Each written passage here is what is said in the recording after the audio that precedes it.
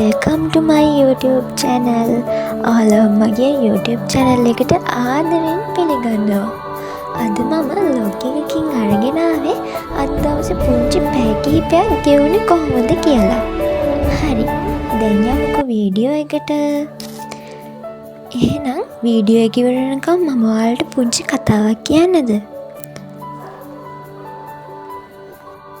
කතාවට යන්න කලින් මම ඔයාලගෙන් ප්‍රශ්නයක් අහන්නද? ඔයාලා ඉගෙන ගන්න හේතුව මොකක්ද? එක එක අයට එක එක හේතු තියෙන්න පුළුවන්. මම ඔයාලට දෙයක් කියන්නම්.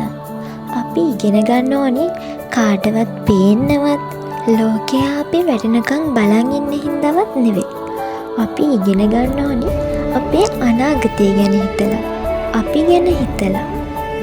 අපි ස්ථීර අධිෂ්ඨානයෙන් එකම ඉලක්කයක් ගැන හිතාගෙන ඒ වෙනුවෙන් වැඩ කරොත් අපිට ඉහළටම යන්න පුළුවන්. ඉතින් ඉගෙනීම කියලා කියන්නේ අපේ අනාගතයට හොඳම අඩිතාලමක්. විශේෂයෙන්ම ගැණු ළමයි.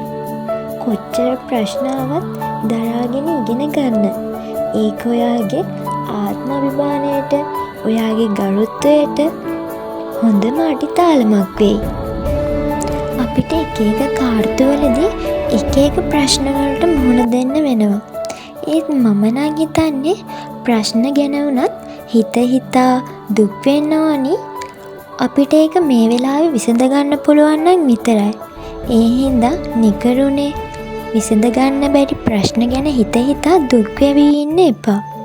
අපි හිතන්න ඕනේ මේ වෙලාවේ අපිට විසඳ ගන්න පුළුවන් ප්‍රශ්න ගැන විතරයි. ඒ නිසා ඔයාගේ කාලය නාස්ති නොකර පාඩම් කරන්න. හොඳට ඉගෙන ගන්න. මොකද ඔයාගේ තත්වය, ගරුත්වය, ඔයාගේ ඩිසිෂන් පවර් එක ශක්තිමත් වෙන්නේ ඉගෙනීමෙන්. ඒ නිසා මොන ප්‍රශ්නය ආවත් දරාගෙන ඉගෙන ගන්න. මොකද අනිවාර්යෙන්ම ලස්සන දවස් ඉස්සරහට එනවා. විශ්වාසයෙන් ඉන්න. ඔයා වෙනුවෙන් වැඩ කරන්න. එහෙනම් මම අදට ගිහින්